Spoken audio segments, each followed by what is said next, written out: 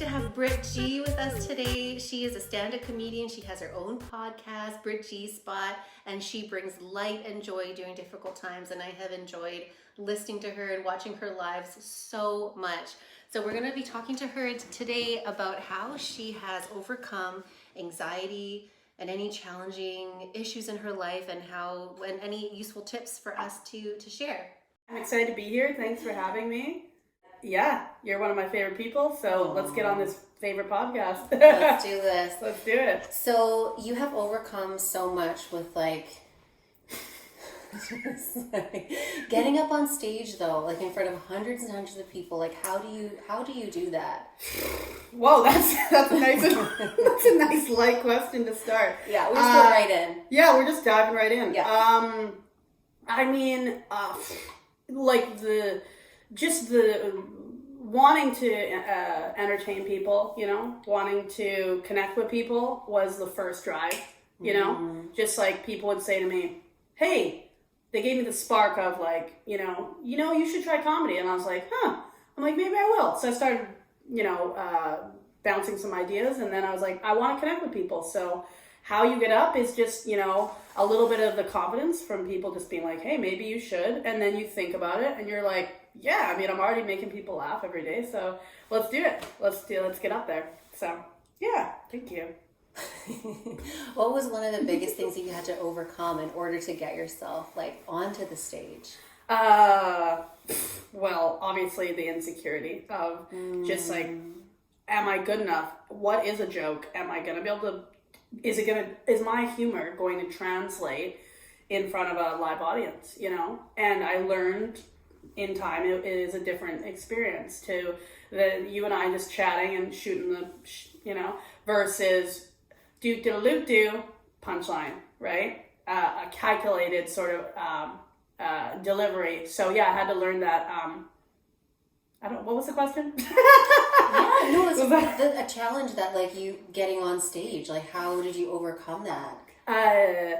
Well, I mean, messaging the manager. No, I went to some comedy shows to kind of get the lay of the land. That's a good thing to kind of scope out, and then just, just setting up the first jumping out onto the stage, and just jumping out and just doing it, as they say, was pretty much, oversimplified, but that was definitely a big part of it. Because speaking in front of a crowd is something that is one of the most triggering and frightening things that is more, people fear more than death. So it's the fact that you do this willingly, there must be something inside of you that really is calling you to do this. No, the drum of your energy or whatever, if you just are beating it and getting this momentum, there's nothing better than just being on the stage and just connecting with so many people at the same time. It feels like, we're all one, and we talk about that in spirituality. It feels like you kind of are the one beating the drum of consciousness when everyone together. I didn't expect to say that. That sounds crazy, but it's true. No, it's awesome. It's you're a puppet master. It's like you're God.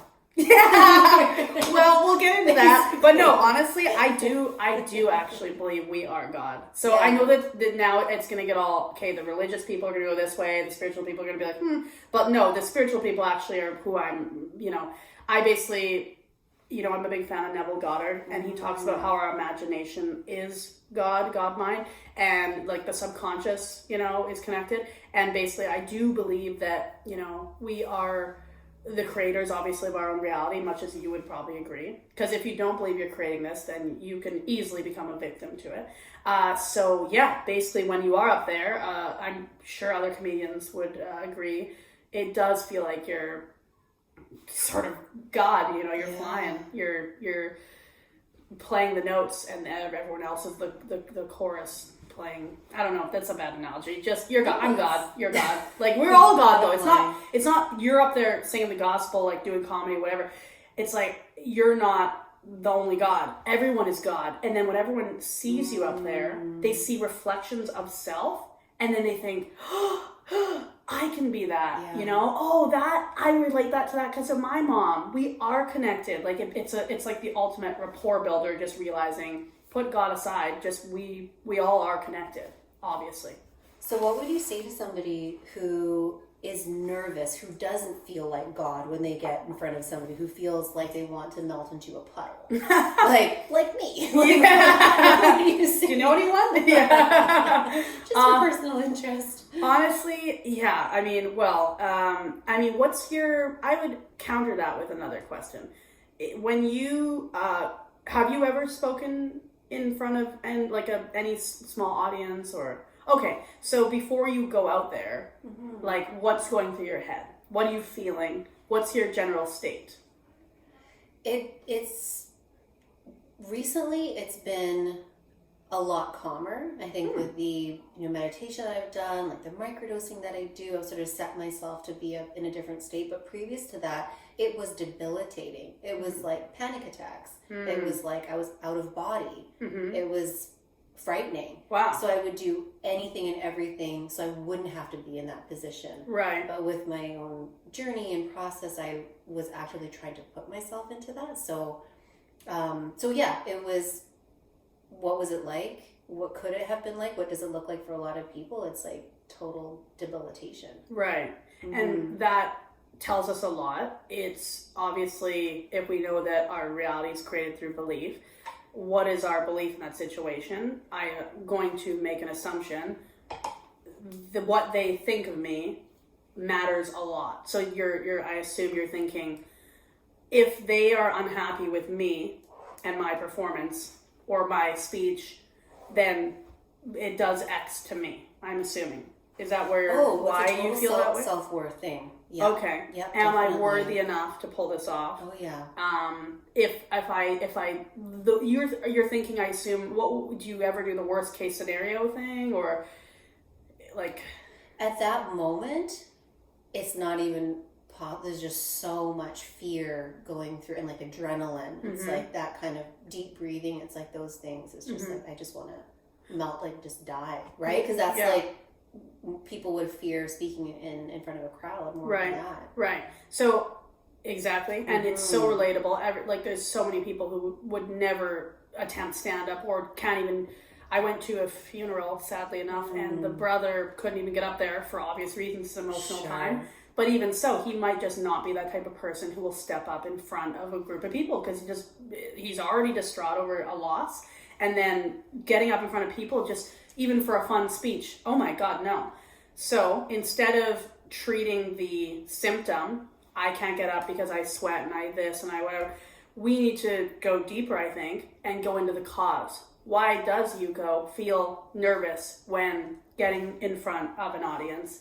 Why does, the thought cross our mind? Am I good enough? What's going to happen? I can't even imagine doing this because I'm just so, what's going on there?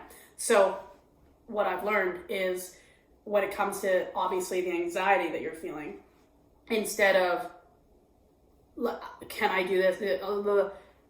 What caused that? As opposed to the symptom of what's happening, what's the cause? And when we go back into your childhood, we're all of a sudden in therapy, I would assume that do you remember a time that maybe, your first speech in front of let me help you and I'll tell you mine because I feel like I'm directing it all back at you, but the answer is you. If we're going to find out, the answer is me and you. But when I went up in front of the class, it was grade 1. I'll never forget it. It was 20 something years ago, right? I point, I'm really tired, I remember, and I point. I say, I have no idea what day it is. We have to announce what day it is on the calendar. And I go, the day is Wednesday the 22nd. And so I just guessed. And then because the teacher had gotten up from her seat. And then she came back and said, hey, class, did she do a good job, blah, blah? And they're like, no. And I was like, just effing it up like that was a huge, that destroyed my whole week because that's all I could think of is I messed up. The teacher got up went away because she trusted me to do something and be competent at telling everyone the date, as we all have to learn the date. And I couldn't do that. And so, boom, childhood strike number 1. Now, that's just like a small thing to me now, but as a kid, it's like not getting that approval from your peers and the one in the room that's huge. Exactly. Yeah. And so the cause, like, is what we need to look at if we're going to, instead of the symptoms of just obviously breathe deeper, that helps. But why are you breathing heavily in the first place? Why is what they think of you so important? If they don't approve, you believe, you know, some really crazy stuff, like, you know, so, sorry, what? I love that. I think that's incredible too, because it really isn't about the quick fixes. I mean, it is, because that can help you get through it, and that's important if you just need to, like, we just need to make this presentation and get this out. Okay, breathe deeply, be calm, like just measuring nature, or whatever it is that works for that moment. You know what? But to go back to the why and like, let's not do this again, or what's that really about? I think that's super helpful. And I'm sorry, you know, you asked me like how to deal with it on those levels of when you're in the moment, you're backstage. There are techniques to deal with that. I'm sorry for overpassing that and going way back deep like that. No, that's great. That's foundational. Agreed. Yeah. Exactly. So the foundation, once we figure out why we're like that, it just like, it builds the awareness. And I think that's what we're all here to do, is create more awareness and be conscious of. And so in those moments, you're conscious of being scared and all this.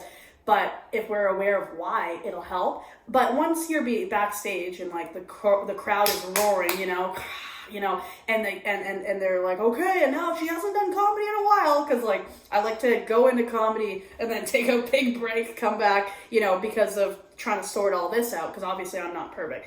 But basically, techniques backstage, 100%. You just said a couple. The breath. As an asthmatic, I'll literally forget to breathe, because breathing can be hard. So I'll just be like, I just won't do it. I'll like it kind of just, and then it catches up to you, because you're like, like, you know. So the thing is, breath, I think just start with the big B right away. Calmness, obviously. You know, you can get into the body of just like, you know, first, obviously the breath, and this just like, right? And then staying calm, obviously. Stay calm, but try to tell that to somebody who's freaking the heck out. So then the mental processes of, okay, well, what if I fuck it up? Okay, well, what if you don't? But what if you do? Because you did that last time in grade 1. Well, what if you don't? And what if it goes amazing and then everyone has a really good night? Oh, so trying that path out of, and then you know what else? Worst case scenarios can help in that I used to go into social settings to meet people and be very nervous that A, I'm, you know, gay, B, short-haired woman, C, fat, whatever, and like just all the insecurities bubble up, right? So to counter that, you know, I'm going into the venue and it's like, sorry. I'm sorry, I got off tangent there. I'm sorry. I started laughing about saying fat in your face. Sorry. Seems like I have ADD, but I swear I was tested as a kid. I don't. It's neurosis. Did you say racist? It's neurosis. Yeah, we'll get into that. But okay, sorry. So what was the point of this? I hate when I do this, because then I go off on that side tangent, and then you're like this, and then you're like this, and I'm trying to tell the story. Okay, sorry. It's the breath, the calm, the body. Right, and then so you're going into the venue, and oh my god, come on. That's okay. I was on to something. You're going into the venue, and yeah, I was worried about what everyone would think of me. And because you were gay. Right. And because I didn't fit the mold, and then how did I get? Just ask me. How did you get around that? How did you get around that? Well, I worked on my identity in that I no longer believed that I was lesser, and I was like, I belong here. I am the brand. I planted some mantras. Of course, it's gonna go well. It's me. Worst case, that was what we was. Worst case. You know how we catastrophize and we think, oh, what if I slip on a banana and everyone laughs at me? Just dumb stuff. You can use that in a comedic way, funnily enough, in that, what's the last thing you worried about? Just give me anything. Like, you know, it could be traffic, could be anything. Something dumb you worried about or something normal. The cameras aren't going to work right now. Okay. So you're worried about the cameras not working. And like, how could it get worse than that? So you just keep thinking worse and worse and use it to your advantage, your own neuroticism, and think, okay, so worst case, they don't work. Okay, what's something even worse? Your pet dog Hannah comes in here and knocks everything over. It hits me in the head. What's another thing? Like, me and my friend used to do this. It's called a risk assessment. I learned that in event planning. And we would do the talent shows in our high school. So there was this big lift I had to do where he would go down on his hands, and I would have to lift his legs and like flip him over my head, like some crazy shit. So we would do a risk assessment and be like, okay, what's the worst case that could happen? And we would walk through, I'm like, well, when you go up to the lift, like I might kick you in the ball, like, stuff like that in the bollocks. And like we would just start laughing, and then we'd loosen up. So, right. Oh no, the cameras might not work. And then what? Oh no, like a bird might fly in the window and hit me in the head. I don't know, just stupid things like that. And it makes you almost lighten up about it. Like, so what? The cameras don't work. Like, who cares?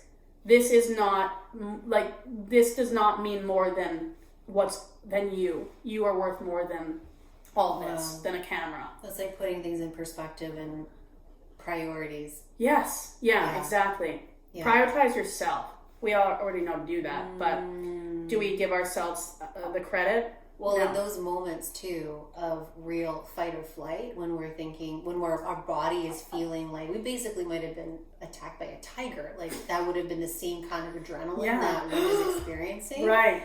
So to really think, okay, like worst case, you're not gonna die, like you're not gonna be eaten by something. It's like but even to think about it, like, well, what if you were? Like, how funny would it be if a tiger jumped in here? Like, that's so insane. And you can kind of like laugh about how, love it, right? But yeah, we do still have that fight or flight or freeze response. Are you more of you're not a fight, that's for sure. Are you a freeze? Yeah.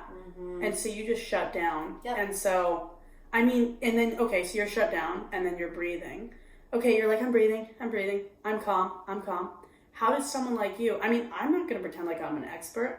Why don't we talk it through? How does someone like you, who freezes in the situation of, I have to, like, Yuko, I need you to do a 3-minute amateur spot at the next amateur night I go to later this year. Let's do it. What's your first, it's not happening. I don't want to do it. No, not worthy, right? And so, let's just say you're at the venue, and it's like, Yuko, I hurt my leg, I need you to go on stage and tell my dick jokes. Okay, let's just give a scenario. You're not going to do it, right? But let's just say you had to. Right. It's like, how do we freeze Yuko onto the stage? Yeah. Do you have any ideas? Because I'm just scenarioing, because I'm like, maybe we can come up with something together, because I'm just trying to imagine being you and being that freeze person. And I'm just like, besides me just telling you, no, you're strong.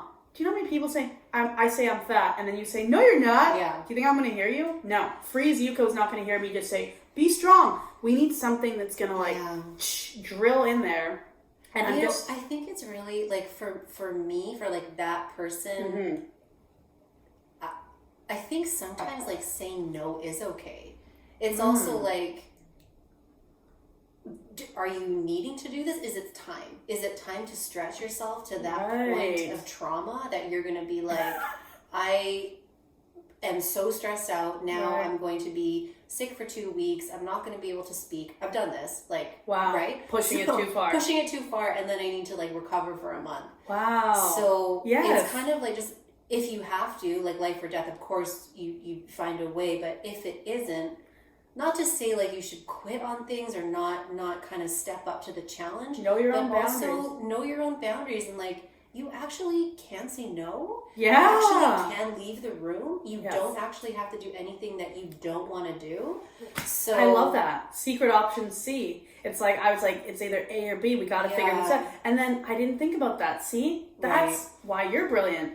You don't need to like it's evasion, but it's also permission. It's also permission.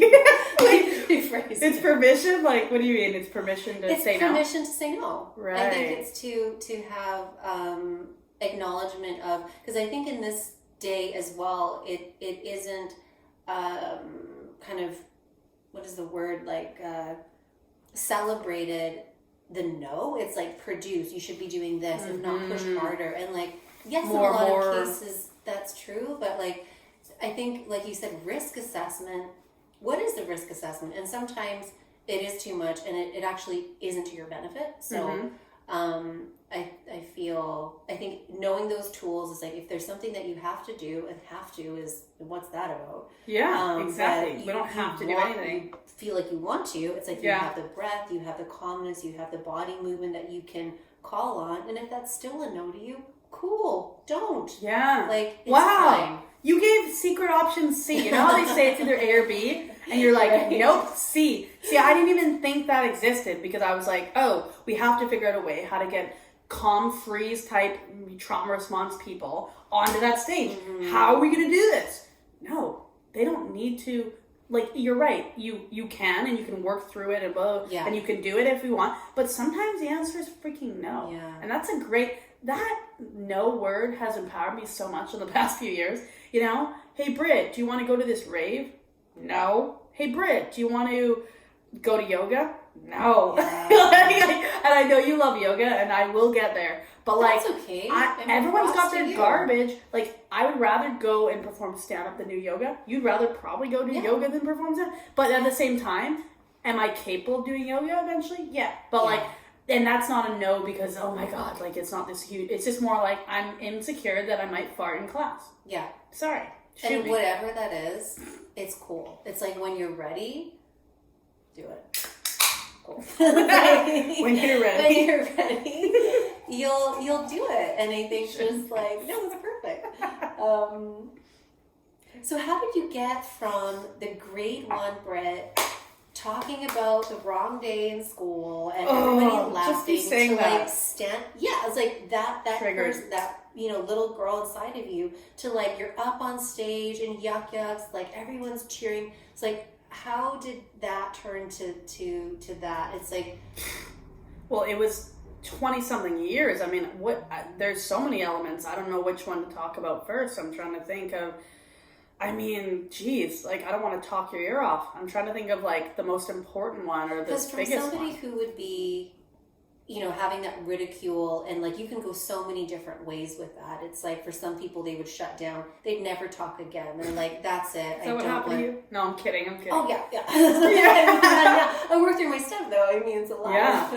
Yeah. But yeah, there's like certain defaults that we go to through. I just think that's interesting. It's like, you had that really traumatic experience, and you had these, you know, decision moments in life where you can go these different ways, and you still rose above that, and you got some sort of validation, or it worked for you to do the comedy, to stand up as a part of your healing, or I don't know, or you just were called to do that, or putting yourself out there. I mean, in elementary there was a play I auditioned. In high school, it was at grade 9, going to a new school. I went to one school in grade 8, and then I missed my friend group. And I gave up the A honor roll as the like student for the social life. Did I make the right decision? I don't know. But anyway, I've always been a social butterfly. So I went in grade 9 to the school all my friends went to.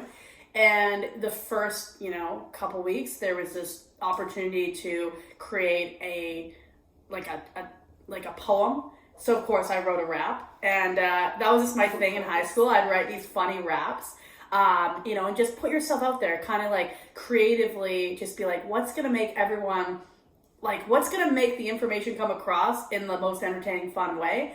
And so I remember it was, grade 10? The teacher ended up keeping my rap. It was about the circulatory system. And it was just like, have I ever told you the story about a town called Circulatory? Blood flows the streets because it's so gory. Bloods run the streets. Watch out, boy. White blood cells fight infection. If you thought about the red ones, correction. Red blood cells transport O2 and CO2. And then it was like, faster than Brit P makes coffee at Metu's, which was a coffee shop. Or then Gil can get booze, this brown guy who always got alcohol. Anyway, so I included people's names. I included people. And like, just putting yourself out there over and over again, that drive from maybe mommy and daddy who wasn't around didn't give me enough attention, like they did the best they could, and then just wanting to connect with people and wanting everyone to kind of be happy around me, because then that meant no one was fighting, because there's a lot of fighting in my childhood. so yeah, just keeping on putting yourself out there. And then of course that led to the early 20s where people were like, you're funny, you should do comedy. I'm like, I've been saving little things for years, like here and there, just funny ideas. And I was like, fuck it, let's do it. Just do it, Nike. So then that just led to just doing it. And then all of a sudden you're selling out, you know. I would invite everyone I knew. Some comedians wouldn't like that backstage. Because a lot of comedians will do the same material over and over again, right? So the second time I sold out the Comedy Mix in Vancouver, downtown, this female headliner goes, did you invite all those fucking people again? And I'm like, yeah, like, sorry, like, I thought that's what you're supposed to do is, like, you know, pack the venue, like, and people were, like, lesbians, like, 35 lesbians, okay, in 2 rows. People from Langley that I went to elementary school with, my coworkers, my other coworkers from Save-On and Langley, just everyone came and just blew that place up. And so then, you know, I felt bad. I was like, oh, the comedians, they want to do their same jokes from the last time that they came, and then so I started getting anxiety about that. I was like, oh, like, maybe I'll just invite no one. But then the venue will think that I'm not selling out anymore. And then so I started being like, fuck it, I just won't do it at all. And like, so there's a lot of mental kind of neuroticism. That's the word of the day. Neuroticism that kind of ruined that. But at the time, no, here I go going off on tangents. You know, it blew up into something great. And I don't remember what the question was. So there I go. So you would do so your co-workers, like the other comedians, would be doing their same jokes, but you would be making new ones up all the time. I mean, you had fresh material, but is that what? Well, I mean, I was fresh off the press doing like my 3rd show. So of course I'm not, no shade to them for like, eventually you end up repeating the same material because you need to work it out and add an extra tagline. So yeah, it didn't elevate me and be like, oh, cause I was better than, no, it was more like this poor headliner girl needs to practice her set again because she's going to Montreal just for laughs, that type of thing. You need to practice your set over and over again. So no disrespect to her. It was more like, oh shit, like I started feeling like, fuck, people are going to hate me because I'm, you know, it doesn't feel like real comedy when like, oh, I'm performing in front of a sold out audience, but like 25% of them know me. You know what I mean? Right. It kind of gives you the edge, and then it's like, woo! But then it's like, oh, like, was it real? So then I had to go back. That's so interesting. Oh yeah. So then I had to go back and make sure I didn't invite a single soul except one of my friends in the audience taking notes. She's like, dude. And then I finally got validated. I was like, now it feels good. Because you know what she said? She's like, they were laughing while you were on your way to your next joke, on to your next punchline. They were still laughing from the previous one. You need to slow the fuck down. Because that's what they were saying from the very start. Shut the fuck up. Sorry. Down. Slow. Oh, are you, like, I have it in caps everywhere, all over my notes. Because the speed in which I'm speaking to you, you understand. But when I make a joke, haha, and you start laughing, if I start going to the setup of the next joke, you're going to miss it. So people like, and then you're going to the next joke. No. I was cutting off jokes at the legs because of anxiety of, got to get on to the next joke. Got to get on to the next thing and the next thing and the next thing. You know what happened is that was kind of symbolic of my time in Vancouver, is that I just had to get to the next thing and the next thing and the next thing. And I didn't really stop to enjoy it. And then all of a sudden, I was like, I can't enjoy this anymore. And then I just had to move back to the subs because I just lived too fast. Everything now, you know? Sorry. I feel like I'm tangenting, so just let me know. No, this is perfect. This is so good. This is like a crazy person. No, it's awesome. What it is, it's, I feel with a lot of comedians, like you see so much, you have so much insight and awareness. It's like the hyper awareness of it all, to be able to make these quick connections and fast, you see sort of between the lines, I think kind of like hyper speed, right? That's why, I don't know. I mean, probably, right? It's like a curse and like a blessing at the same time, because you sort of need to wait for people to catch up to you. Like, it sounds like you're talking about my comedy career. Like literally every single person's feedback since the beginning of time, even later in the last few times, has been just slow down, you know? And so then you know what I did is I took a comedy course, and then my whole style, I want to tell my dicks opener, but I don't know if it's appropriate. But basically, say it. Yeah. Can I? Am I allowed to mention dicks on here? Okay. Whatever you like. I should say penises. No, it's different if you say penises. But basically, I had a really short haircut, right? And the first thing. There's no sponsorship. You can say whatever you like. Sponsored by. No. Okay. So my teacher said you have to. The first thing you do is you go up there and you shatter their expectations, right? Yeah. So I go up and I'm like, I know I may look like the type of chick who doesn't like dicks, but I have news for you. I think they're cute. And then I go into the bit, right? And the audience is like, what the... Because clearly I look, you know, I had like, you know, the short... When you knew me, like bald short hair. And so I... Like... What? Like, why was I... Oh, yeah. My delivery, I just slowed everything down because I was in comedy class. It was me, a teacher, and like 10, 12 students. And everyone was just so chill. And so I was like, my anxiety was just so low. And I was like a different person in that class. So I wrote like a different... I just wrote slow and easy and to the point. She gave us the techniques. And then it just became so much more... I mean, don't get me wrong, though, because... I have 2 versions of my comedy now, which I've sent to you and I send to people. And there's the slowed down version, right, from comedy class. And then there's a super lightning speed version that some people prefer. So then other people told me, they're like, you know what? You should just do a collection of both. If you're going to do super lightning speed, stop so that people can catch up and laugh at the punchline. But then super lightning speed, stop, laugh at the punchline.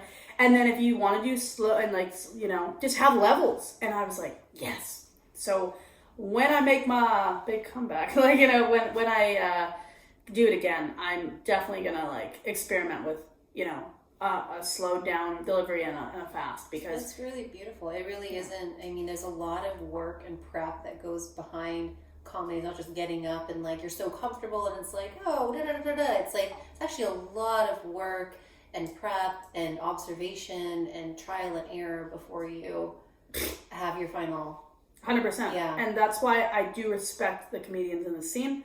Going up there. You want it to look effortless. Exactly. It's like you and like it's the first time you're having the conversation with the guy in the front row. Some of them do crowd work and it's the same thing every time. But the audience doesn't know that. Right. And so you need to get it so it's like you can literally just do it in your sleep. And that's why, again, no disrespect to people doing the same material. They've been doing it for years. You know, in 10 years, you go, if you're doing it 4 or 5 nights a week, you're like, you can't just have new material every single day of the month. You right? So you recycle and you revamp kind of and mold it. And so, yeah, I mean, yeah, that's what it, I mean. That's really cool too. It's like for somebody who has such like a lightning speed mind, it's almost... This craft is encouraging you to slow down in a sense because it's really helping you to like, let's, you know, tweak this and let's harness this. So it's slow down. Yeah. I have no idea how many times I've heard that. Yeah. From a woman. No, but seriously, from anyone. No, from from anyone. Seriously. So if you could tell, if you could go back in time and like tell little Brit in grade 1. Oh no. Some nugget of advice. What would you say? Like in regards to like when Brit is like, oh, everybody hates me. It's like I can't tell the day of the month or something. Like this is the worst thing ever. I want to come back to school. It's like for somebody that's going through. I mean, not that exactly, but just we have those feelings whether we're 5 or 10 or 20 or 40 or 50. It's like it's all the same kind of fear of, you know, I'm not good enough. It's like, what would you say?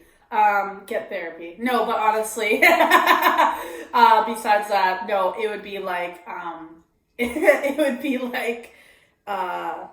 don't get your sense of self-worth from your outer reality. Wow. Basically, validate yourself. When I saved in my phone this note of stop seeking validation, it turned my world upside down. In that I realized, Yuko, every person I'm walking on the street and like I'd smile at, like I usually don't, but that looked creepy. But like, you know, just, you know, you smile at someone I wouldn't smile at that person either.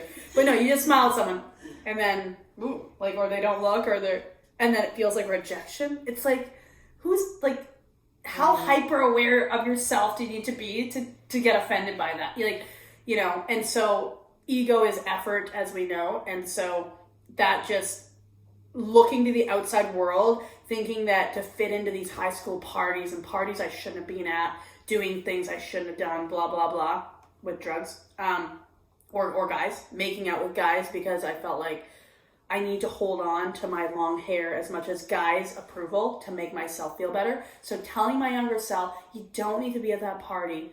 Fucking do your homework, hang out with your family. Oh, if I could go back, don't get me wrong, I had a great friend group. I also had some friends that were fair weather that I shouldn't have been hanging out with, and I had to learn those lessons, but knowing those lessons now, go back and just tell that younger self, like, what these people think of you is not reality. What these people think of you is not where your sense of validation should come from. You should be able to validate yourself, and happiness is not out there. We need to be able to generate that happiness from within, you know, and so, yeah, that's what I'd probably tell my younger self. That.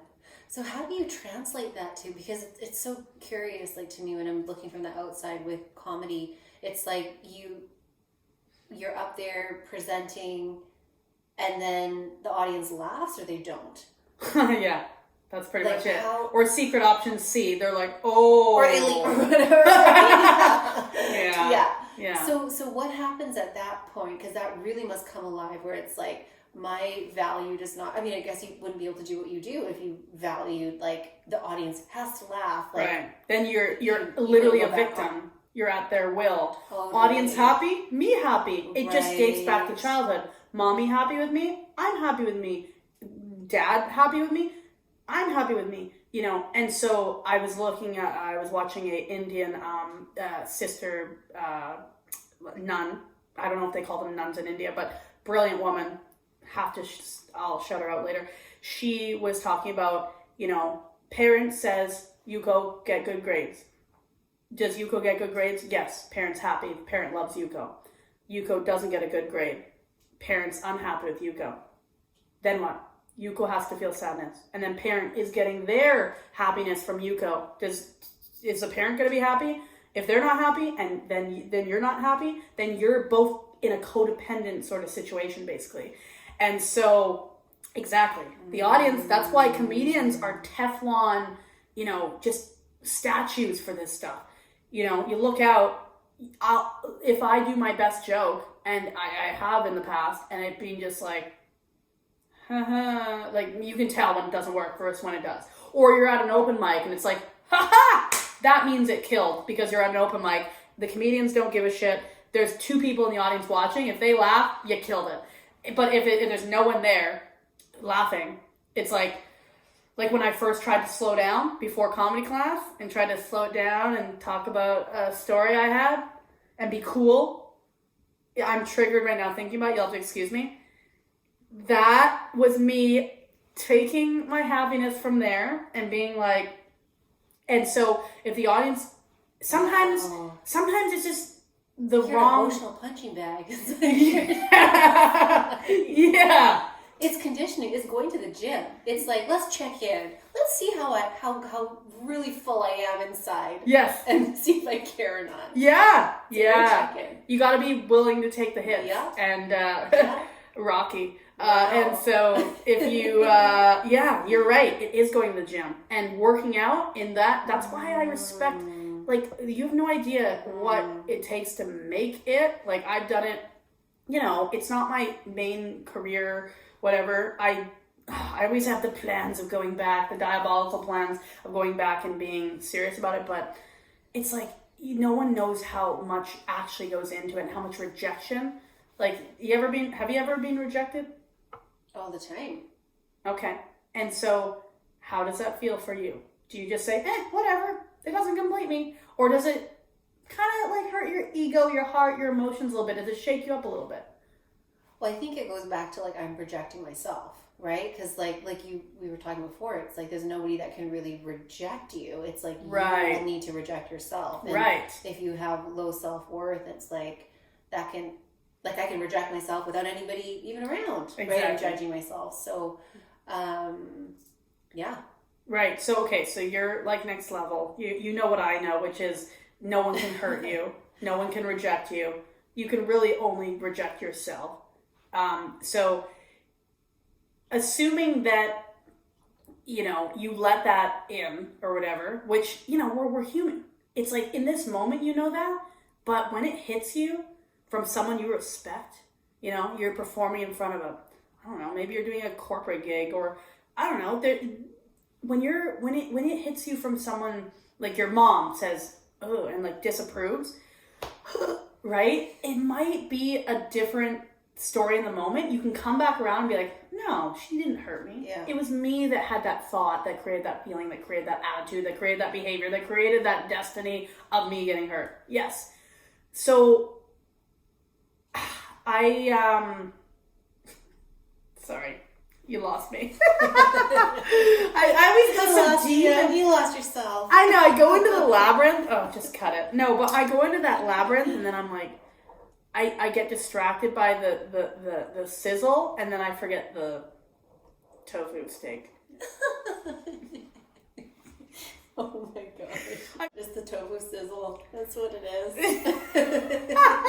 Tell me about the ruminating. So you discovered something like really interesting yesterday. Are we turning on camera too? No, I'm just kidding. That okay, fine. Let's talk about it. But like, it's just embarrassing. I don't know. Okay. I was doing some research before this interview, before this conversation, about I was like, okay, anxiety, like just like the whole cluster of, you know, neuroticism, which I believe I have. I worry about everything, and that's why I can't smoke weed anymore, because I'll just worry about everything. I told you about smoking with that person. You gotta be microdosing. I know. It's a great segue into later. Later, you honestly. And I. Yeah. I'll be. Yeah. Yeah, we'll talk about that after. Yeah. Can. Anyway, okay. So when it comes to ruminating. I learned a new word. Okay, so I looked up neuroticism, which I believe I fully. This is off. Okay, which I believe I should be looking at it. I glanced at it all the time. Okay, I looked up neuroticism. Oh my god. I looked up neuroticism because I know I have it. I worry about everything. It's literally just like it affects my life to the 10th degree. I found a word, ruminating, which comes from, well, one example, I guess, of when a cow is chewing its food over and over and over again. And so when your thoughts are ruminating, it's like over and over again, obsessive kind of thoughts. And being hyper aware of self, it's like, okay, so I don't want to be blaming anyone else for offending me or for hurting me. I don't want to be a victim to my life. Therefore, going within is very a spiritual concept of, like settle what's within and the outer world will play its part, that type of thing. But in doing that, it's like, I feel like I've been living in my inner world too much, in that like the hyper awareness, okay? So you're walking on the street, the person doesn't smile back. Is that something to do with me? You know, it's like you just, like, I don't want to be seen as a self-aware person. I don't want to be a self-aware person. That's why I thought, oh, like, let's ask questions about you. And you're like, no, we're interviewing you. I'm like, okay, I'm trying to get away from me. But no, I get it. Like, it's what you got to do for a podcast. But the hyper sort of awareness, I'm just starting to uncover that I've basically just been so focused on the self and bettering the self and my self-help that it's started to affect my relationships, in that I haven't been able to fully just be out there in the world. Like, I can't just be at the beach. I have to be like, what do I look like at the beach? The insecurity of, like, I can't just go to yoga. Yeah. Because I need to know who I am in yoga. It's all about me. Like, and I know that in an interview, it's like, you're like, no, it's all about you. I'm like, no. But like, I have been focusing on me so much that it's ruining my life. In that we probably won't include this. Okay? Whatever you want. If you don't want to. No, we probably I mean, I don't know if you want to, but I think this is really helpful. I think a lot of people would resonate with this. If they're kind of self-analysis, putting themselves under the microscope all the time and judging themselves for these thoughts, I think it's really... Right. So you tell me a story about whatever, and then I think, okay, don't talk about, like I've been really trying to focus on recently, don't talk about yourself, like focus on what's the question you can ask you about her, as opposed to, oh yeah, I know what that's like, you know the friend that's annoyingly like, oh, I know it's like, I had the same experience, and they can only think about themselves. Those people, no. But at the same time, it's like, I am that person, and that's probably why I hate those people so much. Not hate, but just can't be. It triggers you. They remind me of me, maybe. I don't know. I'm just so focused on improving myself. How do I become a millionaire? How do I become skinny? How do I become this? That I've had to cut people off. When I lived in Vancouver, I'd be on my couch crying, depressed, can't go to work, can't do anything. And people like, Britt, we care about you. And I'd say, no, I can't face the world. I built this persona, and you guys think I'm this happy comedian, and I can't be it anymore, Yuko. Yeah. I can't live up to this anymore. So I just discovered it's literally a high tower to fall from. But thank you, exactly. And so I'm crying on my couch. I'm like, how do I? And then I was like, I can move back to Langley. My parents have been saying it to me the whole time. You can move back. And I'm like, no. That means I failed. That means I didn't figure it out on my own. That means asking for help from anyone else. No. No one else has the answers. It's all about me. I have the answers. Self. Oh. So, you know what my identity I discovered is? We all have an identity. When you watch a movie, there are characters. There's a hero. There's a bad guy. There's a vixen. There's all these archetypes, right? You know what mine is? Identity. Who do I believe I am? The underdog on the verge of a heroic comeback. So, when goosebumps. Thank you. I don't know what that means. Why did I say thank you? I don't know. Follow you. What? Exactly. Do you see it now? It's not, you can't just have a moment.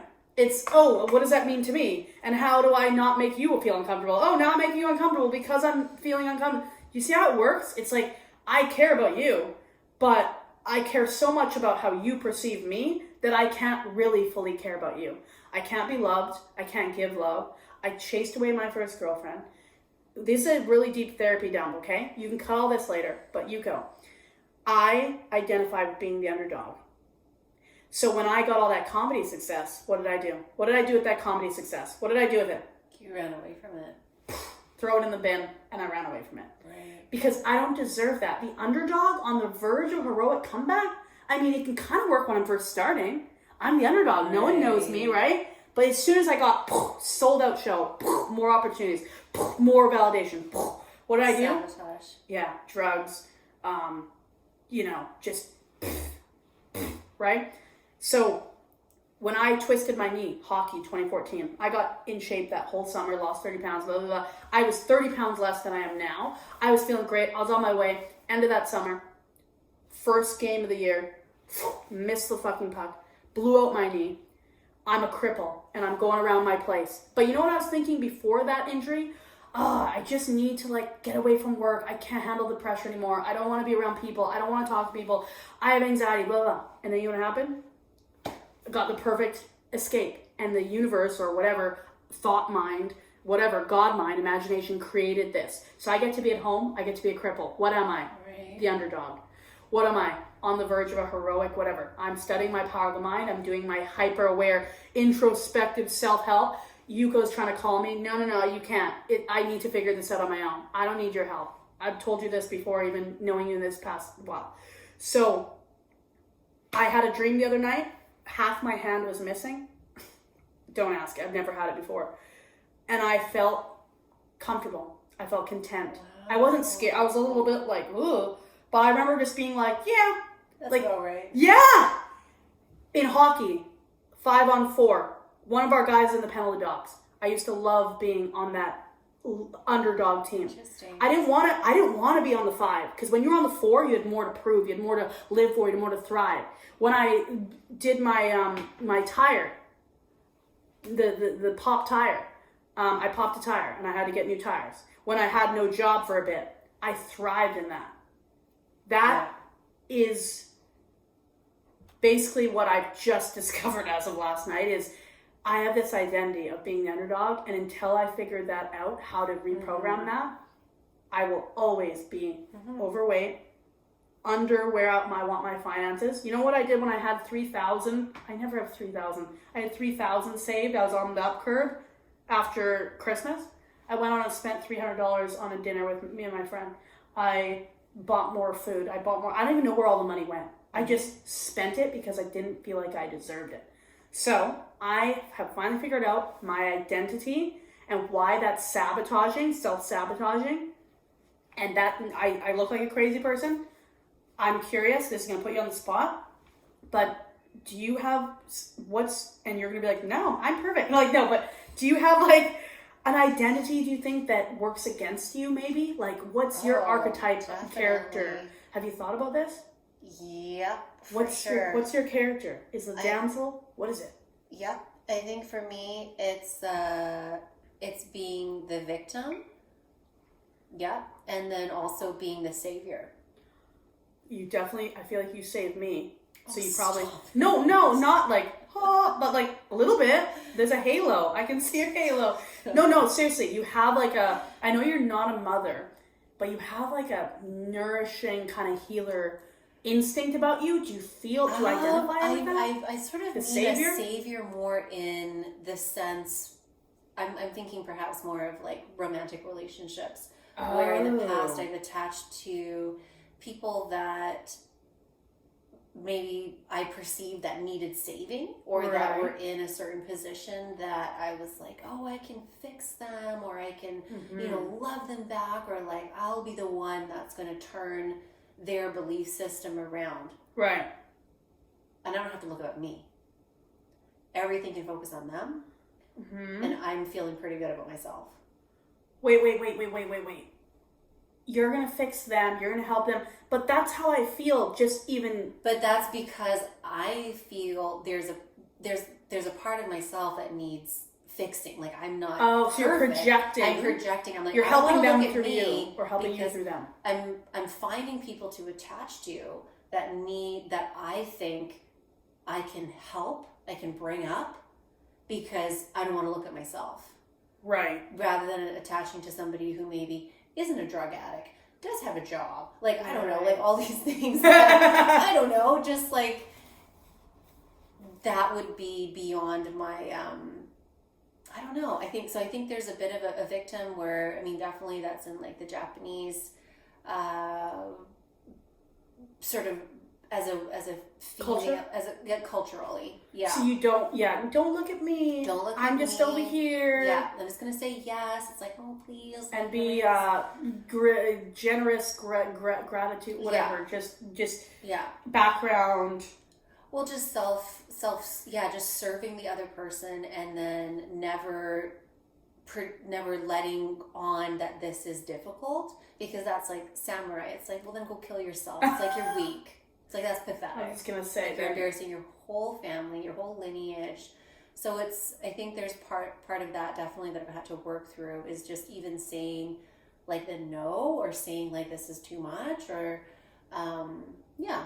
So I think the victim and like the savior or something is like it flips, it like flip-flops between like, oh, I can't do anything because of all these things, and then like, oh, I'm this thing, when it's like, really, I just don't look at myself. What an interesting duality. It's like, it's very at risk to be in a narcissistic codependent relationship. Oh, 100%. Which, it's like the best place to be. So are you trying to sell me on a new hot nightclub called the Narcissist Codependent Relationship? Right? Because you're all like, it's a place to be. But like, that's where you feel comfortable, is like your partner is like this crazy fiery, if we look at the past, and then you are this you want, like, what I've learned from Shallon Lester. Oh, she's fantastic. Obsessed. Subscribe, notifications on. She was saying, I think, it was Bieber. She was talking about Bieber and Haley. And how, Haley, you see that one? Where it's like, she's like, a codependent is like, they want you to change, like, want the narcissist to change more than the narcissist wants to change. And I was like, like, I've heard about this relationship. I've been looking into it a little bit, but I didn't really fully even get that. I'm still trying to wrap my head around that. But do you identify maybe with the codependent? That's 100%. But then so you're the codependent in that you want to save them. And then, but if they look back, you'd say, well, what about you, girl? Let's get you some therapy. You're like, no. Just me, like, totally. But it's like, if they're messed up enough, I don't get the finger pointed at me. There's nothing to look at with me. I look perfect. And so what are you afraid? Okay, you're getting something. We're getting on to something. Out of and you're getting something out of this. But like, what are you afraid of if the finger, like, because I've given you compliments. You can't take them. It's doing the work. No offense. Yeah, what, are you lazy? Like, you're not lazy. Look at all this. Like, you're not, like, what is it? Is it, are you afraid? Is it fear? Is it anxiety? What is it? You don't even know. If you knew, you wouldn't be here. No, I think that's what it is. I think it's just like repeating that pattern of just like latching on to production mode. It's like especially if you really feel that there is a innate desire, it's like, well, I need to have a relationship. Then it's just like, okay, well, let's like do this. But why? What is that about? Is like, if you're not feeling full enough yourself, like, you're only valid if you are in a relationship. Like, that was definitely where I was before. Whereas I felt I needed love from somebody else, like admiration or something, somebody to care for. Right. In order for like self-worth. But like. Right.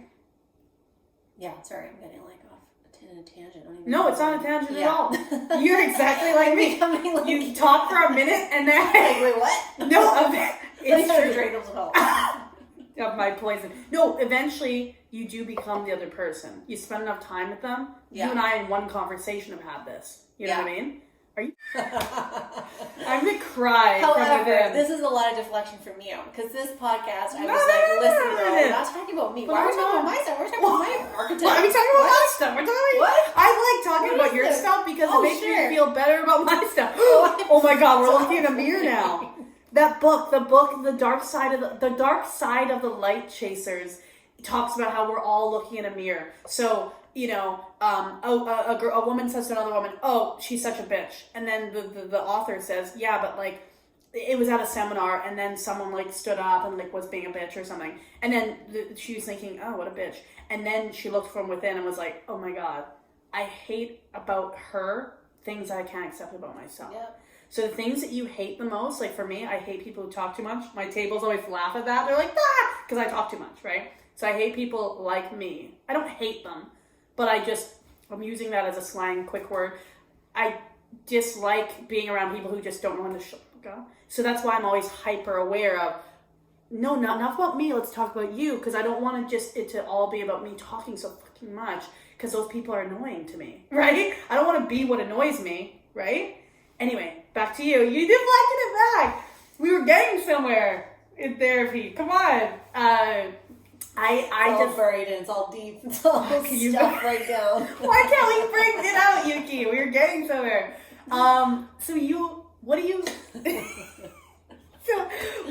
Yeah. No, it's interesting. It is true. It's like we do attract and we do like reject what triggers us the most. Yeah.